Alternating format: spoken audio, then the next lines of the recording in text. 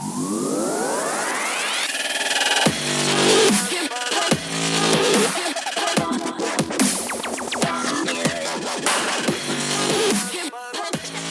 Circle of Knowledge podcast is brought to you by Amplified Minds, helping entrepreneurs, intrapreneurs, and dreamers take their business ideas and goals to the next level.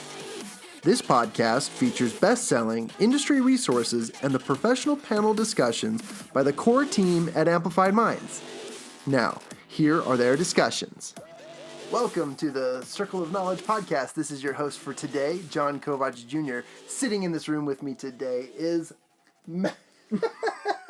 Brian Hubbard and Matt Fritzsche. We're having a little too much fun here today, but we are super excited to talk to you about a book and give you some insights that we are learning from the readings of these books. But I would like to pass it over to Brian, who might have a little bit of a... Oh, and I'm actually playing a hot potato. I'm passing over to Matt on this one for a little fun fact. And I'm about to... Just kidding. Guys, it's Matt Fritzsche. It's good to see... Well, I can't see. It's good to talk to you. How about that?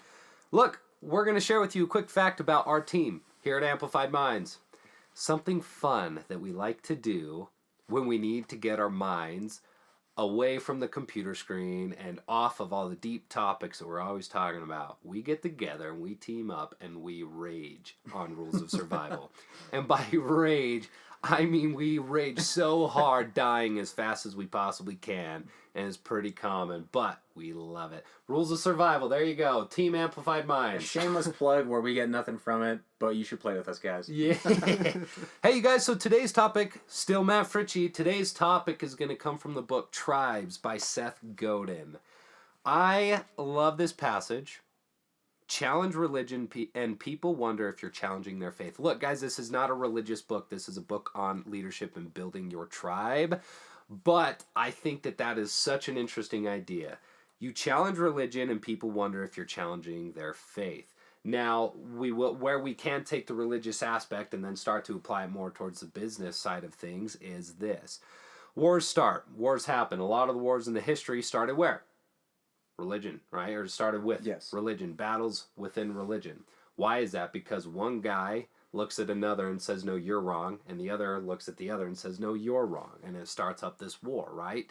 And it's all because they're challenging the religion. Okay?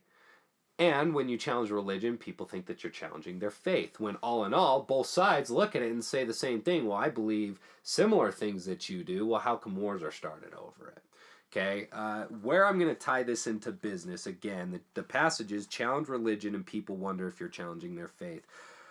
If you're listening and you're a salesman, if you're a network marketer, if you're starting your own business and you have a product that you are selling to other people, okay, even if you have an idea or a topic that you address in a conversation with another person, are you challenging their religion? Because if so, they're going to challenge everything that they know. From a sales standpoint, you go in and you have a product, right, that you're trying to get into somebody else's hands. By telling them what you're currently using isn't good enough, you need to have my product. What are they thinking? They're not really thinking you're challenging the product, they're thinking you're challenging them. Because you made the decision to buy that first product, okay? You're challenging them when you're going in and saying, look, what you're currently doing is not good enough. The same thing can occur in a regular conversation like, I don't know, starting a business. You might have entrepreneurs going into people working hard, going to school, working a 9-to-5 job, which is honestly, I mean, guys, we talk about that a lot, you know, the risk it takes to jump out of that. But for an entrepreneur to come in and say, you're never going to go anywhere working a 9-to-5 job, you should start a business. The person's not really thinking, you're giving me sound advice that I need to go start a business. They're thinking, really? Am I making that bad of a decision? You know, they feel like you're attacking them. Let's open it up. What do you guys think? Have you ever felt that? Have you ever seen that? Brian, you've been in sales for a long time.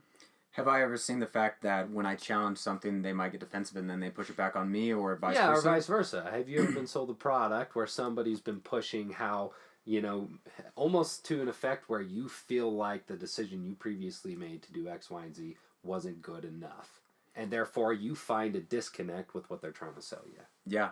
Actually, you know, the one thing I'm actually going to bring this up with right now is, once again, outside of religion, because this is not a religious book, is the fun fact that Matt brought up about the game that we like to play when we want to unstress. Well, that game actually came from two other type of games, kind of, right? There's a game called PUBG and Fortnite. Two of the biggest games, if you're listening to it right now, at this time of the year, massive, massive games. All it is a debate of which one's better. It's 100% opinionated of what you think is better, and the instant that I say, no, this one is better, the other person is going to say, that's wrong, that's impossible, and they put up a wall, they're going to point fingers, obviously there's three pointing back at you, and it doesn't lead anywhere. Debates can lead to places if you are questioning things, but the instant that you're just challenging it and you don't have an open mind, impossible. If you don't ask, on the flip side of all this actually, is asking a question of why. Why is not challenging something and simply asking what, maybe getting to the core of it. If you ask just why something, actually one person at one point in my life came up to me and said, how are you doing this, Brian? How are you doing what you're doing? And I said, ask your way to wealth. That was the one thing that popped in my mind at the time, and just ask. I'm not saying you don't have to challenge, you can challenge it into the sense of what you think about it, but do not put your guard up, do not be closed-minded. It will get you nowhere. So I think an example that I can think of very specifically, now I won't tell you my direct opinion on network marketing, although I've been a part of it and I'm currently a part of one. I think the system works, but this isn't me pitching it, by the way. But I have been hit up by so many of them in the past. And to relate back to this book where it says, again, challenge religion and people wonder if you're challenging their faith. I remember being in a Barnes & Noble once upon a time, and I had an individual who came up. He saw me looking through the business book section, and he said, oh, you're reading these books, you must be into business. And I told him, yeah, I've got my own business, right? And the first thing out of his mouth is, you know what? I think that I have something that I can get you that would replace your income in the next 6 months. Would you be interested in talking about it? The first thought that came through my mind was, dude, I just told you I own a business. You didn't even ask what I do. You certainly don't know how much I make. But yet you have the audacity to say you can replace my income in the next 6 months. Instantly I was turned off. Why? Because he was challenging my religion, what I was currently doing as a business owner, which I just expressed to him, right? And when he challenged that, okay, he was really challenging what? I'm sorry, when I looked at that, I thought, you're challenging my faith. You take a look at that, and or at least I took a look at that, and I thought, like, do you think that me starting a business doesn't compete with what you have to offer me? You see what I'm saying? And because being an entrepreneur is a part of my core, I don't want to say it affected me like, oh, I'm so sad now, It was nothing like that, but I certainly didn't want to listen to the guy. So from a sales perspective, guys, if you have an opportunity, even if you are in, let's say, network marketing like this guy was, he's part of Amway or whatever, okay? If you're a part of something like that, or if you're a part of, let's say, a Vivint of the world, okay, an Aptiv of the world, when you show up on their doorstep, or when you approach another individual, do not say, what I have is better than what you have right now. Okay, because that starts to go back to the decisions they made when they bought it and how they felt when they bought it. And now you're challenging their faith, not just religion, okay? So be very careful with that. And it's okay to present your opportunity without challenging your religion. Find the common ground. Oh, if the guy would have said, oh, you're a business owner, let me find out more about your business. Tell me about your business. How much do you make? If he would have said, those are great things, those are things that I'm working towards, I'm doing it this way. Have you ever thought about doing it this way? That's a completely different and more open approach, a more friendly approach than, I think I can replace your income in the next 6 months. You see what I'm saying? Mm-hmm. Yeah, absolutely. This whole time I've been thinking about a 180 perspective of the entire concept. And that's being on the opposite end, the recipient end. You just explained your story of being in Barnes & Noble. How many of us have, raise of hands, have ever had a good experience with a car salesman? Okay, nobody's raising their hands, I assume, because everyone has had a bad experience with a car salesman. I once took in a car that I bought 4 years ago, and it was a pretty crappy car, and they asked me, well, why did you get this car in the first place? And I said, well, I was, it was at the time I needed it. And they said, oh, well, it's a pretty crappy car, you should have never done that. And I was immediately taken back. But then I thought, you know what? I'm going to be open to this. And so this is my thought about all of this, is learning how to cope with that, also being more open.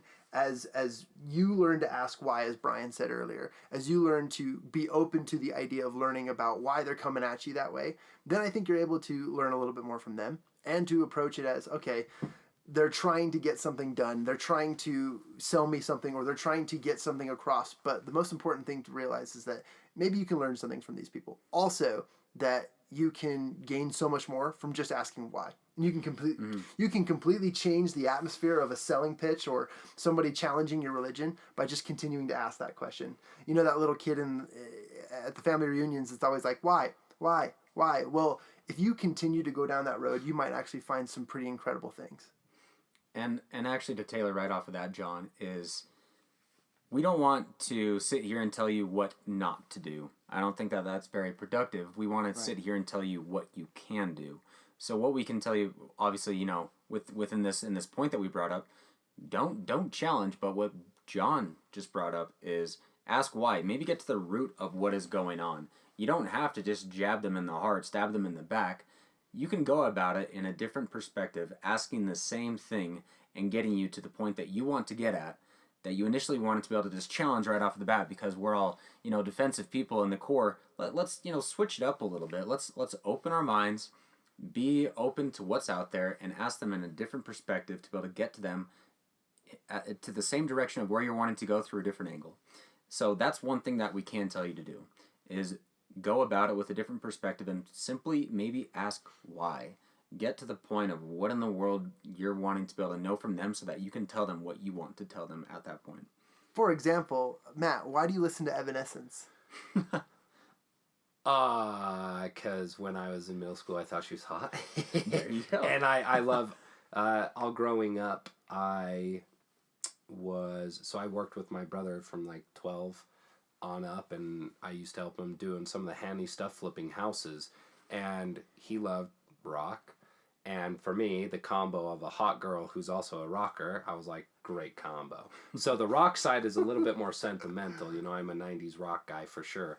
But adding, the fact that she was a female kind of added to it. And there was something about her music that I loved. Oh, and not to mention, I love the piano. I'm a piano player myself, and piano soothes me. And she is a freaking incredible piano player, a pianist. So taking that one step further, why was that something that resonated with you a little bit more than other bands? Again, hot girl plays the piano and is involved in rock. You can't get better. And we could keep going. If you keep asking why and pushing, you're going to get to a deeper knowledge.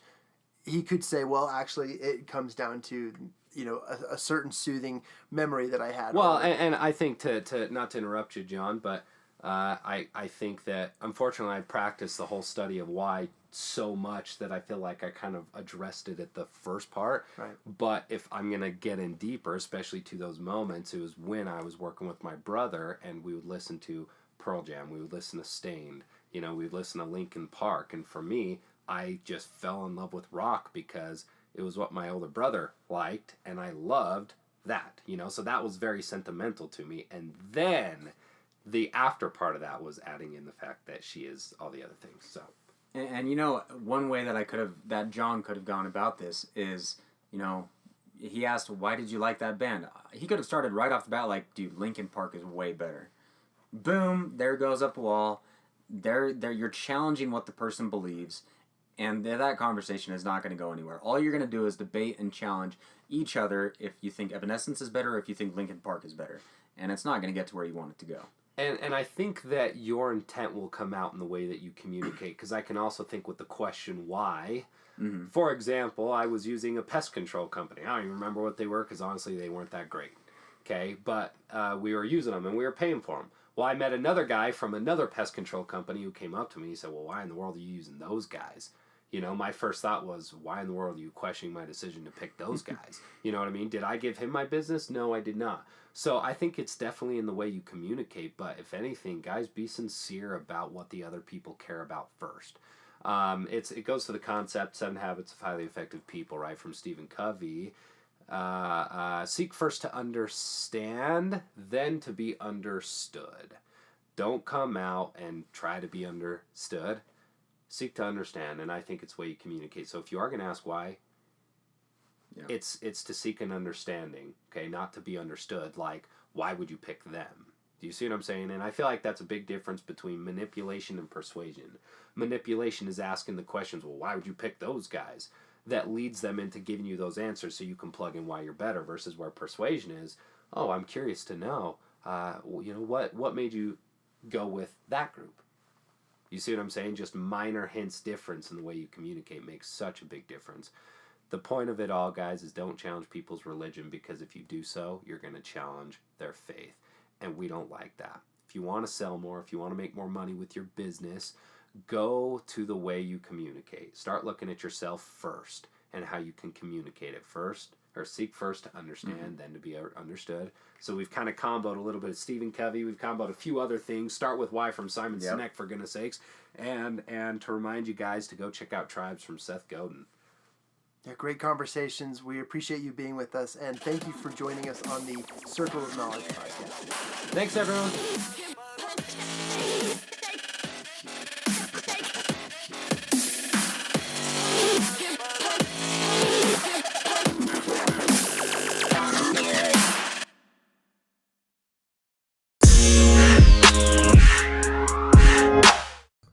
Hey, this is John with Amplified Minds.